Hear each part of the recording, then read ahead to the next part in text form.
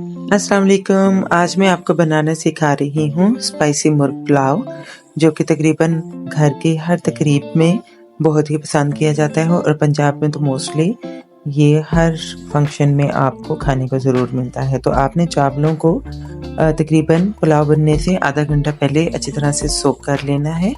तो चावल जितने अच्छे सोक हुए होंगे पुलाव उतना अच्छा खिला हुआ बनता है। इसमें हम यखनी का इस्तेमाल नहीं कर रहे हैं, इसलिए इसमें मसालों की मिकदार भी ज़्यादा है। तो मसाले आप अच्छी तरह से नोट कर लें ताकि कोई भी चीज़ रह ना जाए और पुलाव कॉम्प्रोमाइज़ ना हो जाए।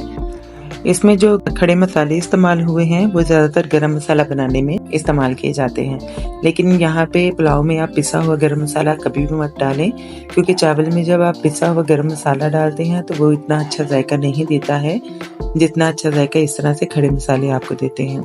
तो आपने सबसे पहले क्या करना है, तेल में आपने चिकन को कर लेना है हाफ फ्राई।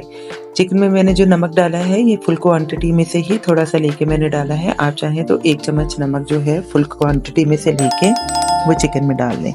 जब चिकन आपका हाफ फ्राई हो जाए आप इसको निकाल लें। चिकन को बहुत ज़्यादा फ्राई नहीं करेंगे, अगर ये बहुत ज़्यादा फ्राई हो जाएगा तो अल्टीमेटली पुलाव में इसकी जो बोटी है वो सख्त हो जाएगी और सख्त चबाने में आपको मज़ा नहीं देगी। तो इसको थोड़ा जूसी रखना है ताकि ये सॉफ्ट रहे।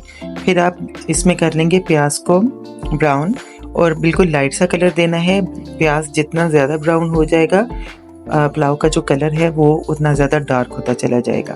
तो आप पे डिपेंड करता है, अगर आप ज़्यादा डार्क कलर खाना पसंद करते हैं तो आप प्याज को थोड़ा ज़्यादा ब्राउन कर लें। तो मैंने लाइट ब्राउन किया है। जब ये इस तरह से लाइट ब्राउन हो जाए तो फिर इसमें हम डाल देंगे थोड़ा सा पानी।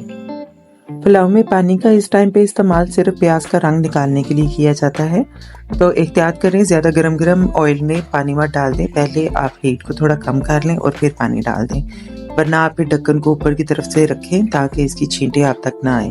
अब इसमें टमाटरों के साथ तमाम तर मसाला जाट डाल दें, मिक्स कर दें और इसको ढक दें ताकि जो इसमें टमाटर है वो सॉफ्ट हो जाए और गल जाए।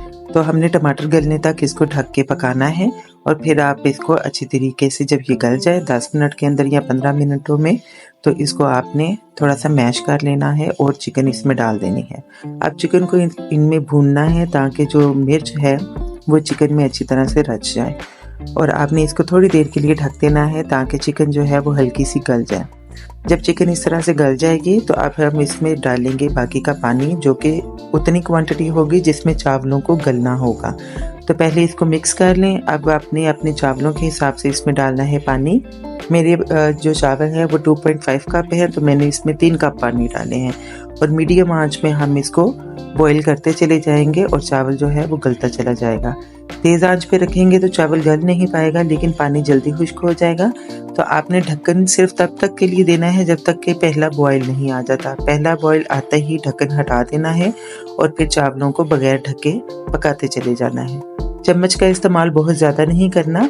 मैंने पानी खुश्क होने तक सिर्फ 1 से 2 दफ़ा या 3 दफ़ा चम्मच को चलाया है, वरना चावल जो है वो टूट जाएंगे।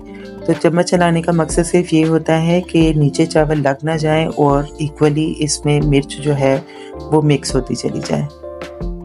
जब आप देखें कि चावलों का पानी अच्छी तरह से खुश्क हो गया है और आपको सिर्फ ऑयल जो है वो नज़र आ रहा है, तो आंच बिल्कुल हल्की कर दें और इसको 15 से 20 मिनट के लिए दम दे दें। तो दम के बाद इस तरह से आपके चावल तैयार हैं। इस पुलाव को आप शामी कबाब और रायते के साथ सर्व करें या ऐसे ही खाएं।